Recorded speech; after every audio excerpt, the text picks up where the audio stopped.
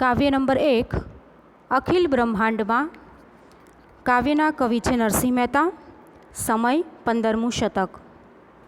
કવિ પરિચય જોઈશું. ગુજરાતી ભાષાના આદ્ય કવિ નરસિંહ મહેતાનું વતન ભાવનગર જિલ્લાનું તળાજા ગામ. શામળશાનો વિવાહ, હાર, હુંડી, કુંવરબાઈનું મામેરું અને શ્રાદ્ધ તેમની આત્મચરિત્રાત્મક રચનાઓ છે. નરસિંહ મહેતા ગુજરાતી ભાષાના ઉત્તમ કોટીના ભક્ત કવિ છે. ગુજરાતી ભાષાના આદ્ય કવિ તરીકે નરસિંહ મહેતા ઓળખાય છે. એટલે કે ગુજરાતીના પ્રાચીન કવિ અને સાથે સાથે એ એક ભક્ત કવિ પણ છે. એમનું વતન ભાવનગર જિલ્લાનું તળાજા ગામ છે. એમની પાસેથી આત્મચરિત્રાત્મક રચનાઓ મળે છે, જે છે શામળશાનો વિવાહ, હાર, હુંડી, કુંવરબાઈનું મામેરું અને શ્રાદ્ધ. કહેવાય છે કે નરસિંહ મહેતાના જીવનમાં જે અનુભવો થયા છે એમાંથી એમણે એ અનુભવો લઈને આ રચનાઓ આપેલી છે. નરસિંહ મહેતા ગુજરાતી ભાષાના ઉત્તમ કોટીના એક શ્રેષ્ઠ ભક્ત કવિ પણ છે. એમણે જ્ઞાન, ભક્તિ, વૈરાગ્યના પદો સર્જીને ગુજરાતી કવિતાને રળિયાત કરી છે. ઝૂલણા છંદમાં લખાયેલા નરસિંહના પ્રભાતિયા લોકકંઠે વસીને આપણે ત્યાં ચિરંજીવ બન્યા છે. જેમ કે ભોળી રે ભરવાડણ, જળ કમળ છાંડી જાને, જાગને જાદવા, જાગોને જશોદાના જાયા વગેરે. હૃદયસ્પર્શી અને ભાવની તરતી એમની કાવ્યવાણી એની સરળતા અને સહજતાથી આપણા મનમાં રમી રહે છે. હવે આ કવિ પાસેથી જ્ઞાન, ભક્તિ, વૈરાગ્ય આવા પદો મળે છે, જેનાથી ગુજરાતી કવિતા ઘણી સમૃદ્ધ થઈ છે. તેમની કવિતાઓમાં ભક્તિ છે. ભક્તિ સાથે સાથે જ્ઞાન પણ પ્રાપ્ત થાય છે. એમના મોટાભાગના જે કાવ્યો છે એ ઝૂલણા છંદમાં લખાયેલા છે. એમના પ્રભાતિયા ઝૂલણા કંઠમાં લખાયેલા છે, જે લોકોના કંઠે આજે પણ ગવાઈ રહ્યા છે. એટલે એક ચિરંજીવ સ્થાન એમણે પ્રાપ્ત કર્યું છે. એટલે પહેલાં એનું જેટલું મહત્ત્વ હતું એટલું મહત્ત્વ આજે પણ છે. હવે એમના પ્રભાતિયા કયા છે? તો કે ભોળી રે ભરવાડણ, જળ કમળ છાંડી જાને, જાગને જાદવા, જશોદાના જાયા, આ બધા એમના જાણીતા પ્રભાતિયા છે. એમના કૃતિઓમાં એમની કાવ્યવાણી જોવા મળે છે, જે હૃદયને સ્પર્શી જાય છે અને કંઈક ભાવ પણ બતાવે છે. અને એમના કાવ્યમાં જે કંઈ પણ વાત છે એ સરળતાથી આપવામાં આવી છે. સહજતાથી આપણા મનમાં યાદ રહે એવી રીતે એક સરસ કૃતિઓ છે એમની પાસેથી મળે છે. હવે આ જે પદ છે, આપણે જે આ પાઠ્યપુસ્તકમાં જે પદ છે અખિલ બ્રહ્માંડમાં, એની વાત કરીએ તો અહીંયા શું વાત કરવામાં આવી છે? તો કે આ પદમાં નરસિંહ મહેતા ઈશ્વરના સર્વવ્યાપક રૂપની લીલાને વર્ણવે છે. સંસ્કૃતમાં ઉક્તિ છે, એકમ સત વિપ્રા બહુધા વિદંતી, એટલે કે પરમાત્મા તાત્વિક રીતે એક જ છે પણ અનેક રૂપે દેખાય છે. હવે આ પદમાં અહીં સાહિત્ય પ્રકાર છે પદ. આ પદમાં નરસિંહ મહેતાએ ઈશ્વરના સર્વવ્યાપક રૂપની લીલાની વાત કરી છે કે ઈશ્વર છે એ દરેક જગ્યાએ વ્યાપ્ત છે. સંસ્કૃતમાં કહેવાયું છે ને, એનો અર્થ અહીંયા એવો થાય છે, જે પંક્તિ આપી છે એનો, કે પરમાત્મા તાત્વિક રીતે તો એક જ છે, ભગવાનનું સ્વરૂપ તો માત્ર એક જ છે પણ અનેક રૂપે એ દેખાય છે. લોકો છે એ અલગ અલગ સ્વરૂપમાં ભગવાનને યાદ કરતા હોય છે, પણ હકીકતે પરમાત્માનું સ્વરૂપ તો માત્ર એક જ છે, પણ આપણે એને અનેક રૂપે ઓળખીએ છીએ. જેમ સુવર્ણ એક છે પણ એમાંથી ઘડાયેલા અલંકારોના નામ જુદા છે, એ રીતે પ્રભુ આ સૃષ્ટિમાં વિવિધ સ્વરૂપે પ્રગટ થાય છે. સુવર્ણ એટલે સોનું. જેવી રીતે કહેવાય કે સોનું છે એ એક જ છે, પણ સોનામાંથી જુદા જુદા અલંકારો એટલે અહીંયા આભૂષણો. સોનું તો સોનું જ છે, પણ સોનાની અંદરથી જો જુદા જુદા આભૂષણો છે એ ઘડાય તો અલંકારોના નામ છે એ જુદા પડે. સોનામાંથી કોઈ છે એ કાનની વસ્તુ બનાવે, કોઈ હાથનું ઘરેણું બનાવે, તેનું નામ છે જુદા જુદા થઈ જાય, પણ હકીકતમાં એ તો સોનું જ કહેવાય. તેવી જ રીતે પ્રભુ આ સૃષ્ટિમાં વિવિધ સ્વરૂપે પ્રગટ થાય છે. એવી જ રીતે ભગવાન છે એ આ સૃષ્ટિમાં વિવિધ સ્વરૂપે પ્રગટ થાય છે. કોઈ એને રામ કહે છે, કોઈ એને કૃષ્ણ કહે છે, કોઈ એને શિવજી કહે છે. તો અહીંયા સૃષ્ટિમાં પરમાત્મા તો એક જ છે, પણ વિવિધ સ્વરૂપે એ પ્રગટ થાય છે. જ્ઞાનીઓએ રચેલા જ્ઞાન ગ્રંથોને સમજવા જે ગેરસમજ કરી છે એને નરસિંહ મહેતા ગડબડ તરીકે ઓળખાવીને હસી કાઢે છે. હવે ઘણા લોકો છે એણે ગ્રંથો છે એ રચ્યા છે, ઘણા લોકોએ ગ્રંથો આપેલા છે. હવે જે ગ્રંથો આપ્યા છે એમાં જે જ્ઞાની લોકો કહેવાય, જેણે ગ્રંથો આપ્યા છે એવા લોકોએ ગેરસમજ ઊભી કરી છે. એને નરસિંહ મહેતા કેવી ગેરસમજ કહે છે? તો કે ગરબડ. ગરબડ એવો એક શબ્દ ઓળખાવીને હસી કાઢે છે. આવા પરમેશ્વરને શાસ્ત્ર જ્ઞાન દ્વારા તો ખરા, પણ પ્રેમની પરાકાષ્ઠા રૂપે ભક્તિ દ્વારા પણ સરસ પામી શકાય છે. આવા ભગવાન છે અને આપણે શાસ્ત્રનું જ્ઞાન છે એ આપણે મેળવતા હોઈએ છીએ, તો શાસ્ત્રના જ્ઞાન દ્વારા તો આપણે ભગવાનને મેળવી જ શકીએ, પણ આપણને ભગવાન પ્રત્યે ભક્તિ, ભગવાન પ્રત્યે પ્રેમ છે, એ પ્રેમના આપણે ઊંચાઈ સુધી ભક્તિમાં પહોંચી અને સરસ રીતે ઈશ્વરને મેળવી શકીએ છીએ. એવી પોતાની પ્રતીતિ આ ભક્ત કવિએ અહીં વિવિધ દ્રષ્ટાંતો દ્વારા દર્શાવી આપી છે. આવી પ્રતીતિ ભક્ત કવિ નરસિંહ મહેતાએ અલગ અલગ અહીંયા ઉદાહરણો આપ્યા છે આ પદમાં, અને ઉદાહરણ દ્વારા એણે આપણને સમજાવ્યું છે. કવિતા અને તત્વજ્ઞાનનો સમન્વય કરતું એકાત્મ ભાવનું આ પદ નરસિંહની ચિરંજીવ અને સદા રમણીય સ્મરણીય કૃતિય છે. કવિતા અને તત્વજ્ઞાન બંનેનો સમન્વય કરતું, કવિતા તો છે જ, પણ સાથે સાથે જ્ઞાન ભક્તિની વાત છે. તો એક જ્ઞાન પ્રાપ્ત થતું, એક બોધ આપતું એવું અહીંયા માત્ર ને માત્ર ઈશ્વરના ભાવને સમર્પિત હોય એવી વાત રજૂ કરતું આ પદ છે. એ નરસિંહ મહેતાની ચિરંજીવ, ન ભૂલી શકાય, લાંબા સમય સુધી ચાલે અને સદા રમણીય અને સદા સ્મરણીય યાદ રહે એવી કૃતિ છે. તો આ કૃતિમાં અહીંયા શું વાત કરવામાં આવી છે?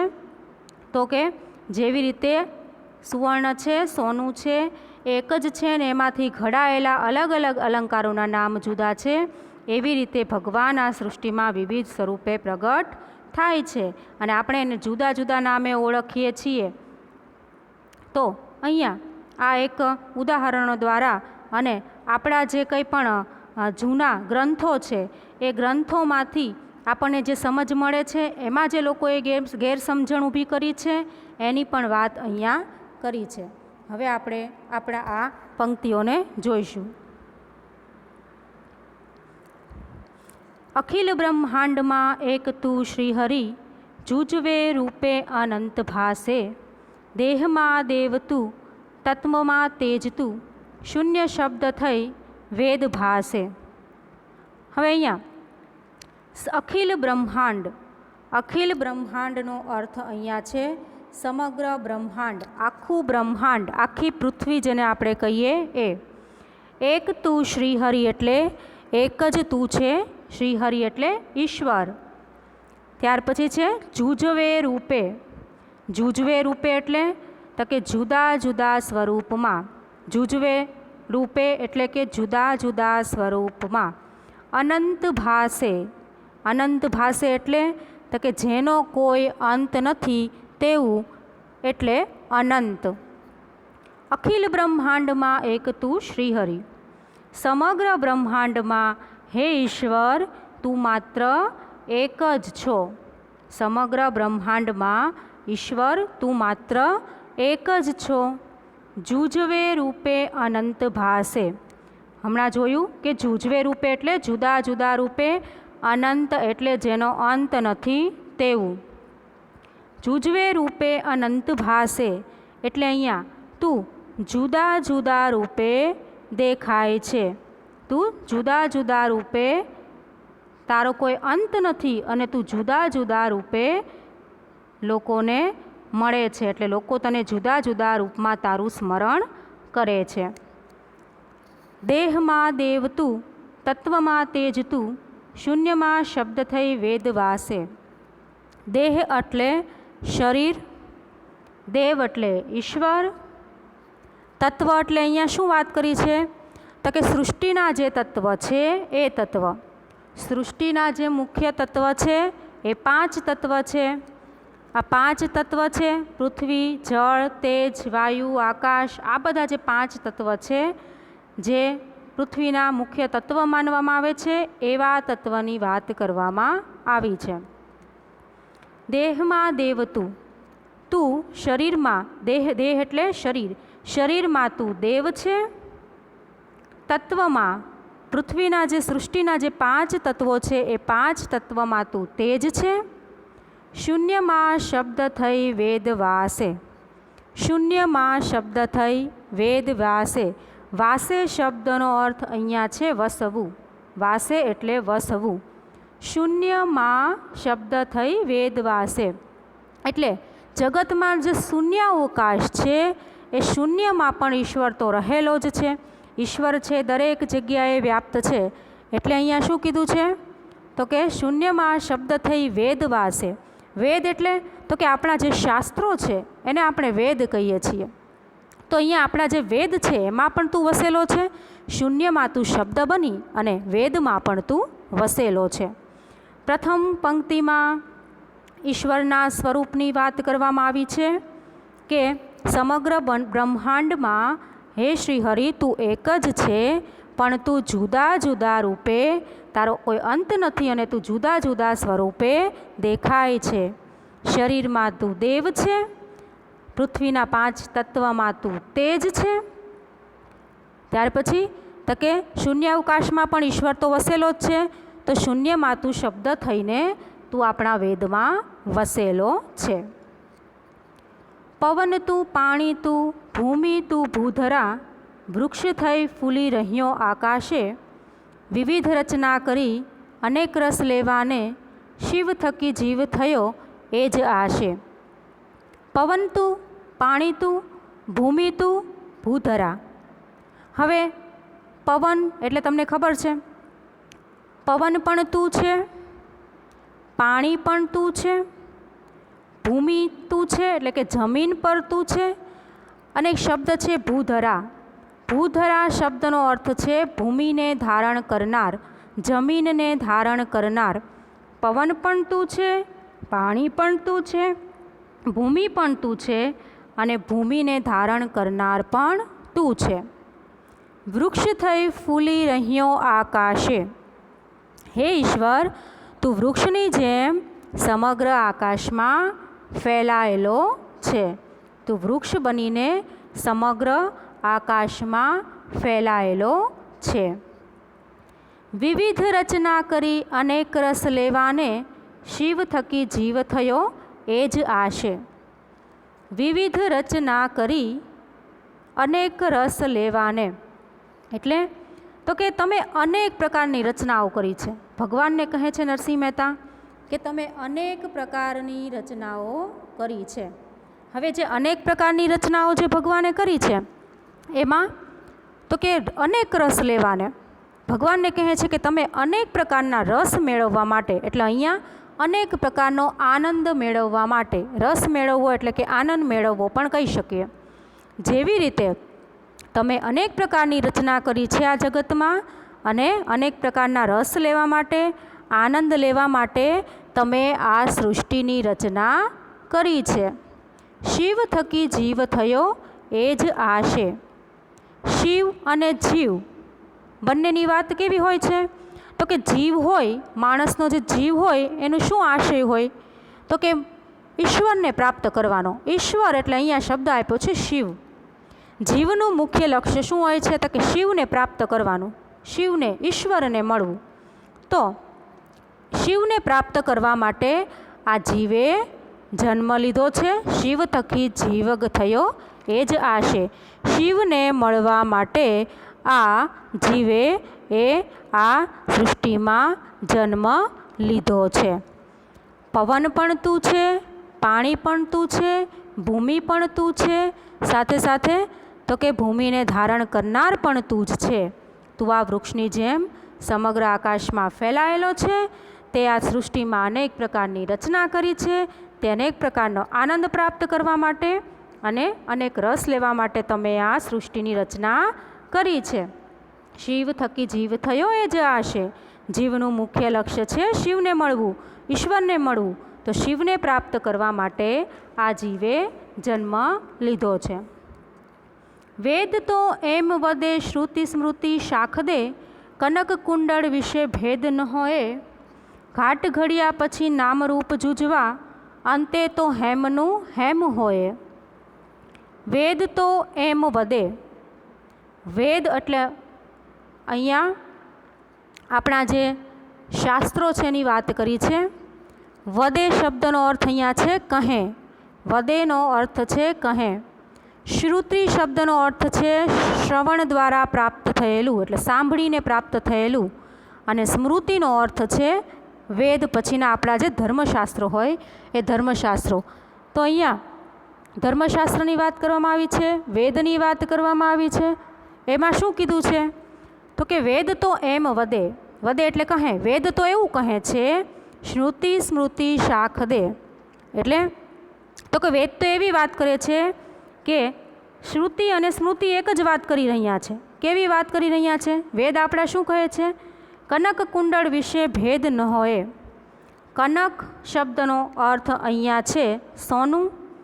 કુંડળ એટલે કાનમાં પહેરવાનું એક પ્રકારનું આભૂષણ, કાનમાં પહેરવાનું એક ઘરેણું, જેને કુંડળ કહેવામાં આવે છે. સોનું કુંડળ વિશે કોઈ ભેદ હોતો નથી. આપણું શાસ્ત્ર તો એવું કહે છે. હવે કેવું શાસ્ત્ર? તો કે સાંભળેલું શાસ્ત્ર, વાંચેલું શાસ્ત્ર. એ શું કહે છે? તો કે કનક કુંડળ વિશે ભેદ ન હોય. કનક એટલે સોનું, કુંડળ એટલે આભૂષણ. સોનું અને કુંડળમાં કંઈ આભૂષણ ન હોય. શું કામ આભૂષણ ન હોય? તો અહીંયા એવું કીધું, ઘાટ ઘડ્યા પછી નામરૂપ જૂજવા. ઘાટ ઘડ્યા પછી નામરૂપ જૂજવા. ઘાટ ઘડ્યા એટલે ઘાટ ઘડાણો, નામરૂપ એટલે નામનું રૂપ, જૂજવા એટલે અહીંયા જુદા, જૂજવા એટલે જુદા. કે ઘાટ ઘડાયા છે પછી એના નામરૂપ જુદા થઈ જાય છે. સોનું છે એ સોનું જ રહે છે. પછી સોનામાંથી હાથની વસ્તુ બનાવવામાં આવે તેનું નામ બીજું પડી જાય. સોનામાંથી કાનની વસ્તુ બનાવવામાં આવે તો એનું નામ પણ જુદું પડી જાય. સોનામાંથી વિવિધ પ્રકારના આભૂષણો બનાવવામાં આવે તો એનું નામ છે એ જુદું પડી જાય. તો અહીંયા શું વાત કરી? તો કે ઘાટ ઘડ્યા, સોનાનો ઘાટ ઘડ્યો પછી એનું નામરૂપ છે એ જુદા જુદા થઈ જાય. અંતે તો હેમનું હેમ હોય. હેમ, હેમ એટલે અહીંયા સોનું. અંતે તો એ સોનાનું સોનું જ રહે છે. અંતે તો એ સોનાનું સોનું જ રહે છે. એના જુદા જુદા આભૂષણો, અલગ અલગ આભૂષણો ઘડવાથી એના નામ જુદા થઈ જાય છે, પણ એ અંતે તો સોનું જ રહે છે. એવી જ રીતે અહીંયા શું વાત કરી છે? આ ઉદાહરણ દ્વારા, આ ઉદાહરણ દ્વારા અહીંયા કીધું છે કે સોનું જે છે એ સોનું તો સોનું જ રહે છે. પછી તમે ગમે તે રીતે એનો ઘાટ આપો. તો ઈશ્વર છે એનું એવું જ છે. ઈશ્વર છે એ એક જ રહે છે. પછી અલગ અલગ લોકો એને જુદા જુદા નામથી ઓળખે તો પણ એ ઈશ્વર છે તો એક જ છે, માત્ર એના નામ છે એ જુદા જુદા છે. તો અહીંયા પણ ઈશ્વરના એક મહિમાની વાત છે. ઈશ્વર એક જ છે અને લોકો છે એને જુદા જુદા નામથી ઓળખે છે, એવું આ ઉદાહરણ દ્વારા સમજાવ્યું છે. ગ્રંથે ગડબડ કરી વાત નવ કરી ખરી, જેહને જે ગમે તેને પૂજે. મન વચન કર્મથી આપ માની લહે, સત્ય છે એ જ મન એમ સૂજે. ગ્રંથે ગડબડ કરી વાત નવ કરી ખરી. ગ્રંથ એટલે આપણા શાસ્ત્ર. જે લોકોએ અત્યારે ગ્રંથો લખ્યા છે એણે ગડબડ કરી છે, બહુ મોટી ગડબડ કરી છે. નરસિંહ મહેતા કહે છે કે બહુ મોટી ગડબડ કરી છે, બહુ મોટી ભૂલો કરી છે, ગેરસમજ ઊભી કરી છે લોકો વચ્ચે. વાત નવ કરી ખરી. નવ એટલે નહીં, ખરી એટલે સાચું. સાચી વાત કોઈને કરી નથી. આપણા ગ્રંથ લખવાવાળાએ બહુ મોટી ગડબડ કરી છે, બહુ મોટી ગેરસમજણ ઊભી કરી છે કે વાત છે એ સાચી એ નથી કરી એણે. કેવી વાત? તો કે જેને જે ગમે તેને પૂજે. જેને એટલે જેને, જેને જે ગમે ને એને તે પૂજે છે.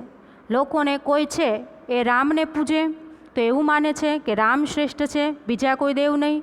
કોઈ કૃષ્ણને પૂજે છે તો કૃષ્ણ શ્રેષ્ઠ છે એવું માને છે, બીજા કોઈ દેવ નહીં. તો અહીંયા કીધું કે આપણો જે ગ્રંથ છે, ગ્રંથ લખવામાં એટલી મોટી ગડબડ થઈ છે કે સાચી વાત છે એ લોકો સામે નથી આવી. જેને જે ગમે એને તે પૂજે છે. મન વચન કર્મથી આપ માની લહે. મન વચન કર્મથી આપ માની લહે, સત્ય છે એ જ મન એમ સૂજે. મન વચન કર્મથી આપ માની લહે. આપણા મનથી, આપણા વચનથી, આપણા કાર્યથી, આપણા કર્મથી આપણે જેને માનીએ છીએ એ જ સત્ય છે એવું આપણે માનીએ છીએ. દરેક લોકોના મનમાં એક એવી ગ્રંથિ બંધાઈ ગઈ છે કે પોતે જે દેવી દેવતાને માને છે એ જ શ્રેષ્ઠ છે અને એ જ યોગ્ય છે, એ જ સત્ય છે. એ સિવાયના બીજા બધા દેવો એનું આટલું બધું મહત્ત્વ નથી એવું લોકો માને છે. સત્ય છે એ જ મન એમ સૂજે. લોકો એવું જ માને છે કે બીજા બધા દેવો છે એ મનમાં લોકોના એવું સૂજે છે કે પોતે જે દેવને માને છે એ દેવ શ્રેષ્ઠ છે, સત્ય છે. બીજા બધા દેવ છે એ ગૌણ છે, બીજા બધા દેવ છે એનું કાંઈ મહત્ત્વ નથી. તો આવી ગ્રંથે એક બહુ મોટી ગડબડ ઊભી કરી છે, ગેરસમજણ લોકોમાં ઊભી કરી છે. વૃક્ષમાં બીજ તું, બીજમાં વૃક્ષ તું, જો પટંતરો એ જ પાસે, ભણે નરસૈયો એ જ મન તણી શોધના, પ્રીત કરું પ્રેમથી પ્રગટ થાશે. હવે વૃક્ષમાં બીજ તું, બીજમાં વૃક્ષ તું. ઈશ્વરને અહીંયા કીધું છે કે વૃક્ષમાં બીજ પણ સમાયેલું છે. જો વૃક્ષની અંદર બીજ સમાયેલું છે એમ બીજમાં પણ વૃક્ષ સમાયેલું છે. બીજ છે એને વાવવામાં આવે તો વૃક્ષ ઉગી નીકળે છે. વૃક્ષમાં ડાળી, ફળ, ફૂલ બધું આવતું હોય છે તો બીજનું એક હિસ્સો જ છે. બીજી તરફ બીજમાં પણ વૃક્ષ તું, બીજમાં પણ વૃક્ષ તરીકે તું છે. એટલે કે બીજ છે, બીજમાં પણ વૃક્ષ સમાયેલું છે, વૃક્ષ પણ બીજમાં સમાયેલું છે. એવી જ રીતે જો પટંતરો એ જ પાસે. પટંતર એટલે અહીંયા શબ્દ આપ્યો છે પડદો. પડદો એટલે અહીંયા છે લોકોનું અંતરપટ, મનનું જે પટ. હવે બીજમાં વૃક્ષ છે, વૃક્ષમાં બીજ છે તો બંને વચ્ચે એક અંતરપટનો પડદો છે. વચ્ચે એક એવો પડદો છે, એક એવો અંતરપટ છે જે સમજી શકાય એવો નથી. તો ભણે નરસૈયો એ મન તણી શોધના, પ્રીત કરું પ્રેમથી પ્રગટ થાશે. ભણે નરસૈયો એટલે અહીંયા કહે નરસિંહ મહેતા, કવિ નરસિંહ મહેતા શું કહે છે? એ મન તણી શોધના. તો કે એક માણસની મન તણી એટલે મનમાંથી ઉત્પન્ન થયેલી, એ મનમાંથી ઊભી થયેલી એક શોધ છે. નરસિંહ મહેતા કહે છે કે મનમાંથી એક ઊભી થયેલી શોધ છે, પ્રીત કરું પ્રેમથી પ્રગટ થાશે. જો તમે ઈશ્વરને સાચા મનથી પ્રીત કરો, સાચા મનથી ઈશ્વરને પ્રેમ કરો તો પ્રેમથી ઈશ્વર છે એ તમારી પાસે આવે અને પ્રેમથી ઈશ્વર છે એ તમારી પાસે પ્રગટ થશે જ. તો અહીંયા સમગ્ર બ્રહ્માંડમાં એક જ ભગવાન છે. ભગવાનના જુદા જુદા સ્વરૂપ છે. દેહમાં દેવ છે, તત્વની અંદર ઈશ્વર તેજ છે અને શૂન્યમાં શબ્દ થઈ અને વેદમાં પણ આ ઈશ્વર છે એ વસેલા છે. ત્યાર પછી કીધું કે ઈશ્વરને કે તું પવન પણ છે, પાણી પણ છે, સાથે સાથે ભૂમિ પણ છે અને તું ભૂમિને ધારણ કરનાર પણ છે. તું વૃક્ષ બની અને આકાશની અંદર પણ ફેલાઈ રહ્યો છે, એ પણ તું જ છે. સાથે તો કે તે વિવિધ રચના કરી આ સૃષ્ટિની અંદર અનેક પ્રકારનો રસ લેવા માટે, અનેક પ્રકારનો આનંદ મેળવવા માટે. અને ત્યાર પછી શું કીધું? તો કે શિવ છે એ શિવને મળવા માટે જ જીવે જન્મ લીધો છે. શિવને મળવું એટલે ઈશ્વરને મળવું. તો આ જ આશાથી જીવ છે એ જન્મ લેતો હોય છે. વેદની વાત કરી છે કે વેદ છે એવું કહે છે કે શ્રુતિ અને સ્મૃતિ, સાંભળેલું ગ્રંથ હોય કે પછી આપણા જે વેદો હોય, વાંચેલા વેદ હોય, આ બધામાં શું વસ્તુ હોય છે? તો કે કનક અને કુંડળ, સોનું અને કુંડળ છે એ વિશે કોઈ ભેદ ન હોય. બંનેનો ઘાટ છે એ ઘડવામાં આવે એટલે કે સોનામાંથી કોઈ પણ પ્રકારનો ઘાટ ઘડવામાં આવે તો એના નામ અને રૂપ જુદા થઈ જાય છે, પણ અંતે તો એ સોનું જ રહે છે. ત્યાર પછી તો કે આપણા ગ્રંથ લખવાવાળાએ એટલે કે ગ્રંથને સમજવામાં, જે જ્ઞાનીઓએ ગ્રંથ રચ્યા છે ને, સમજવામાં કેટલી બધી ગેરસમજણ થઈ છે. નરસિંહ મહેતા કહે છે કે જેને જે ગમે એને એ પૂજે છે. તો મન, વચન, કર્મથી લોકો એવું માની લે છે કે પોતે જે ઈશ્વરને પૂજે છે એ જ સત્ય છે અને મનમાં એ જ વસ્તુ રાખે છે કે બીજા બધાનું કોઈ મહત્ત્વ નથી, આવું માનતા હોય છે. આવી ગેરસમજણ ગ્રંથે ઊભી કરી છે, ગ્રંથ રચવાવાળા જ્ઞાનીઓએ ઊભી કરી છે. ત્યાર પછી વાત કરી કે વૃક્ષમાં પણ બીજ સમાયેલું છે, બીજમાં પણ વૃક્ષ સમાયેલું છે, તો બંને વચ્ચે અંતરપટનો પડદો છે એ દેખાતો નથી પણ બંને સમાંતર છે. નરસિંહ મહેતા કહે છે કે મનની શોધ એવી છે કે ઈશ્વર તત્વને જો શોધવું હોય તો ઈશ્વરને જો પ્રેમ કરવામાં આવે તો ઈશ્વર છે એ જરૂર પ્રેમથી પ્રગટ થશે જ.